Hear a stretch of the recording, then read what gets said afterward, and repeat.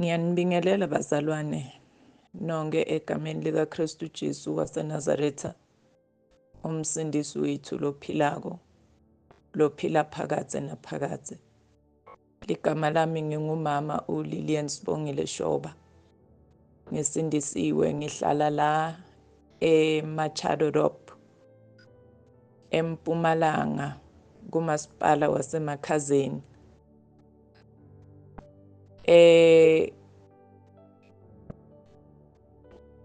Nginebantwana labane, bafana bathathu, intombatana yinye.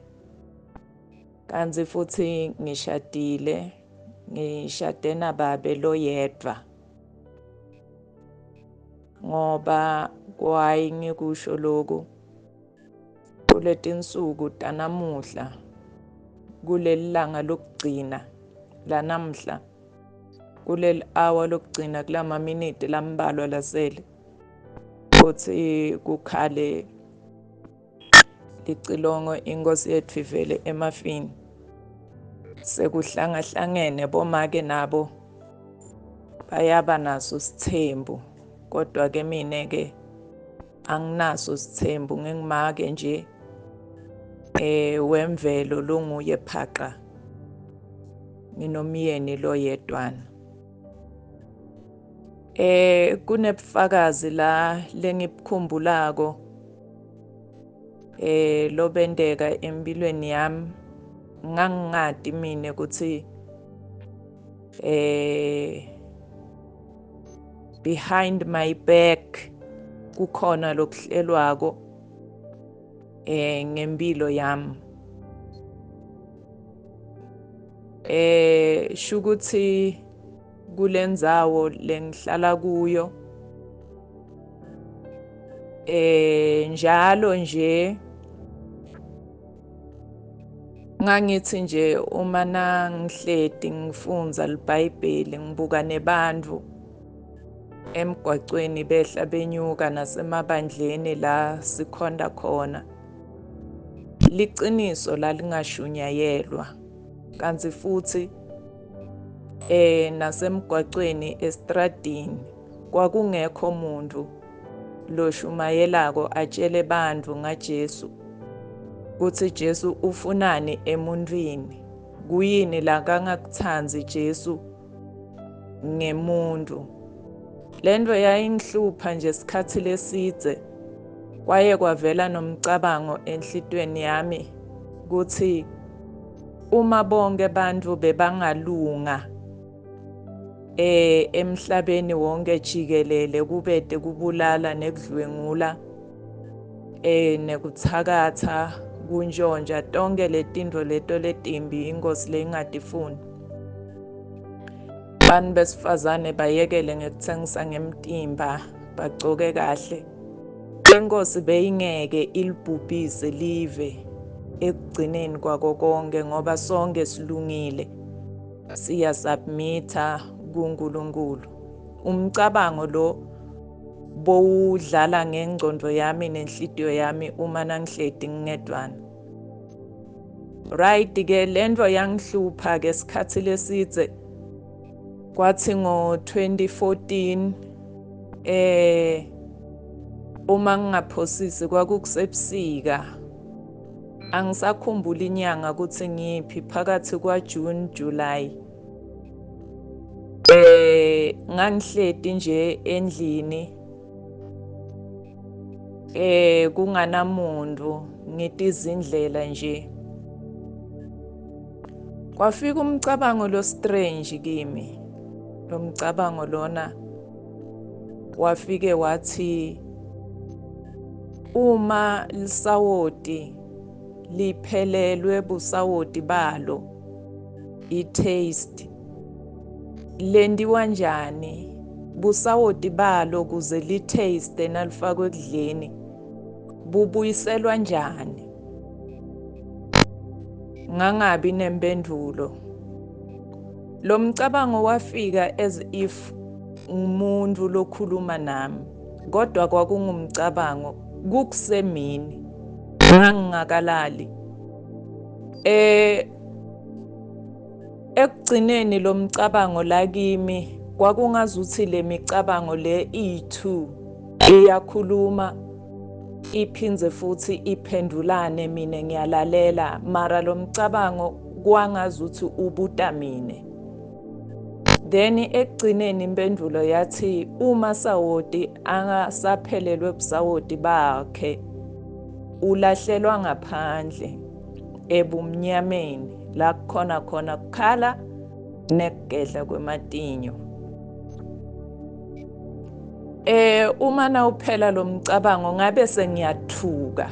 Uma nangithuka ngamangala ukuthi ngithuswa yini ngoba ngingedwa la endlini ngiyacabanga.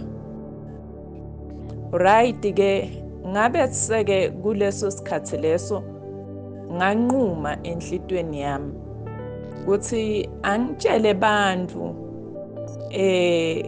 ngaJesu. Angitshele bantu ukuthi Jesu uyabuya. Angitshele bantu ukuthi kuyini inkosi le ingakufuni etimpilweni tethu kuze silungelane nayo inkosi ekugcineni. Lo bese kungumnyaka wesibili ngoba uma ngivetelwa imibono ngicale ukuthatha imibono lengivetelwa yona emaphusheni ami ngo-2013 ngacala kuyithatha serious, kodwa lokhu ngo-2014 ebusika kwaba nje into lengimangalisako ukuthi mcabango lonjani ke lo kula ngabe sengithatha khona sinqumo. Kwathi ke inkosi ke kuloyo mnyaka loyo yangipha imali lenganga 2500. Ngagibela itaxi ngahamba ngashona eNelspruit la ngahamba ngayonzinza khona ngingena emashop ngifuna i-loudspeaker.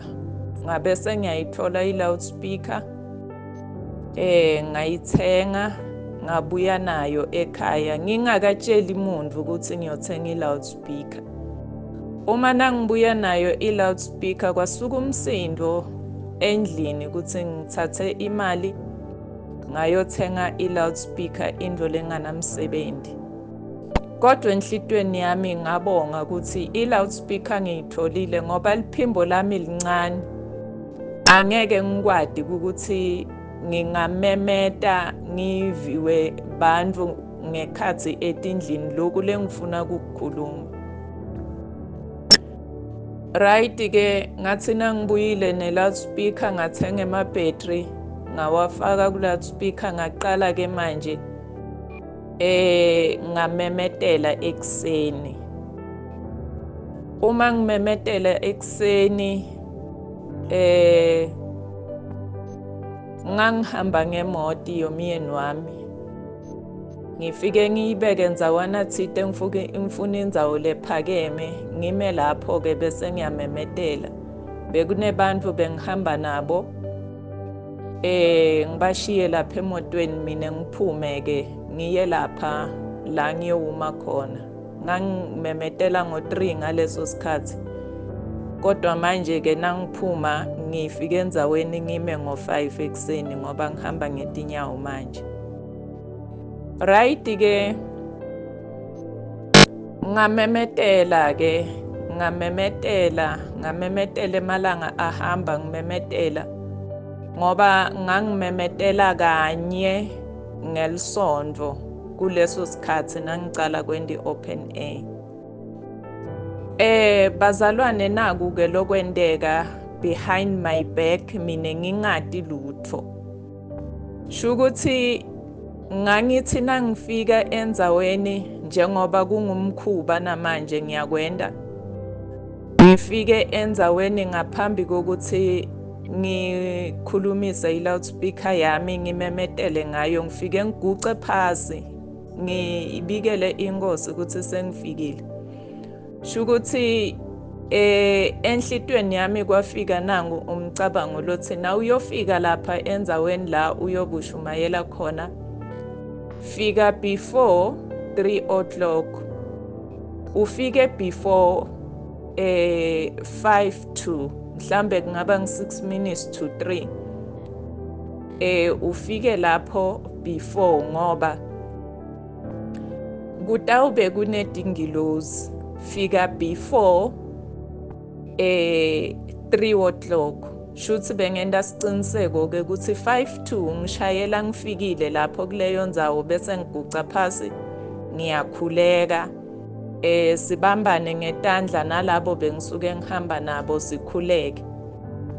Then ke emva kwaloko ke kutathi nakushaya exactly 3 o'clock bese ngiyaqala ke ngiyahlabelela ngithandaze. Kutowendeka into le strange lapho. Ngitova umtimba wami ushisa wonke. Ngive as if kukhona umuntu lokhona eceleni kwami noma ngingamboni. Leyo present leyo lengeke ngikhone kuyichaza bazalwane. Right ke yachubeka lento yachubeka. Kwaba khona make mfundisi lo ngifonelako ngalelinye ilanga wathi Mam Shoba ngikuvile ku loudspeaker yakho ushumayela, kodwa ke kukhona lengubonile embonweni, ngubone ushumayela ume kulenza ume kuyo wena uphakathi around you bowukakwe dingilozi. Uma ushumayela wena usemkhathini bowusurroundwe dingilozi. Ay sivalelisane ke ngibonge ke. Bufakazi bami ke bazalwane nabu la ekutheni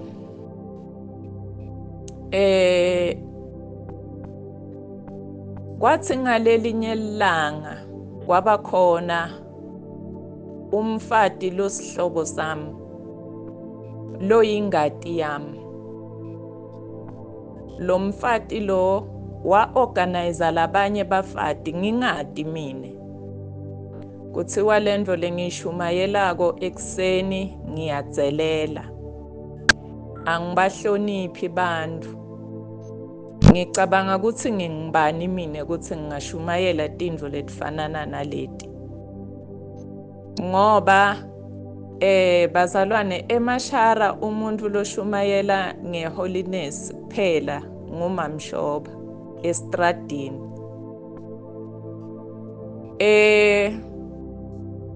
Kwa-organizwa ke bafati, angati ukuthi labafati bebabangaki.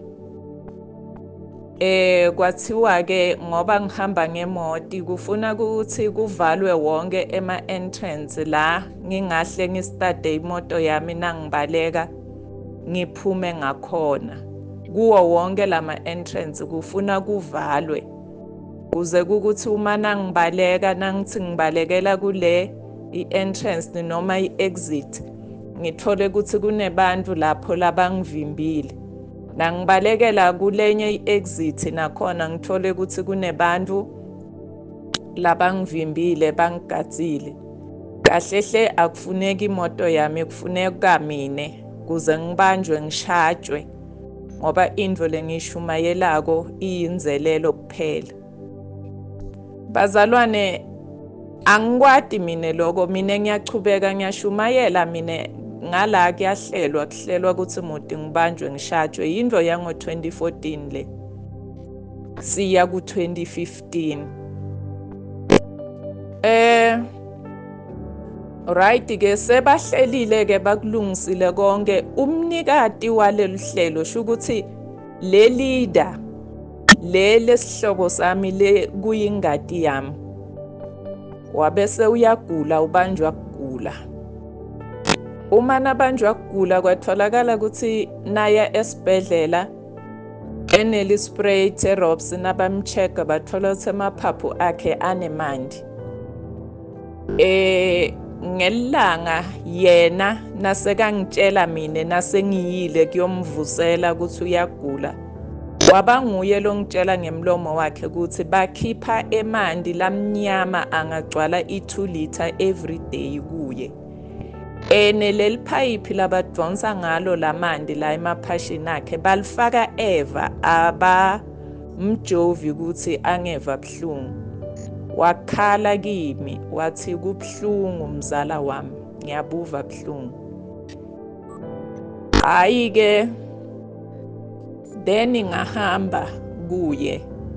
Nangihamba kuye akuphelanga malanga mangaki wabese uyashona. Nashona wangcwatshwa. Kwabese kubhidlika lela luzungu bebalendile ukuthi mode ngibanjwe ngishajwe ngoba indvo lengishumayelako ngishumayela inzelelo. Sashonile angcwatshiwe kwafika munye walabo make lapha ungisesi wakhe sho ukuthi ngumzala naye kimi lomkhulu. Wafika ekhaya ke nafika ekhaya uthola ukuthi nami ngikhona ekhaya kumakwami. Angikho kami ngamakwami ekhaya kithi ngivakashile nami. Nangivakashile naye uyafika lo tothulula letindzaba ukuthi lo shonile lesisanza kumngcwaba abe organize i-team yakhe yokuthi muti kubanjwe wena mzala ushajwe ngoba ushumayela inzelelo estradini. Watshelwa ngibani ukuthi bantu labasikati bangaboyifaki makeup, bangafaki tinzipho, bangafaki tinwele okuthengwa, bangatilungisi babe bahle, abageze nje ngemanti nensipho natural, bagcobise nje emafutha. Wawukuthathaphi ukutshelwa ngibani? Wawushatshelwa lokho ke wena. So ke lokusimangalisile ukuthi lo beka organizer ukuthi wena ushajwe nguye lo lasekashonile longcwatshiwe. Hawu samangala ke sonke endlini ukuthi hawu nje mina ngihamba nje la estradini bafati bangibuka ukuthi ngifanele kubanjwa ngishajwe ngoba angishumayeli kahle estradini.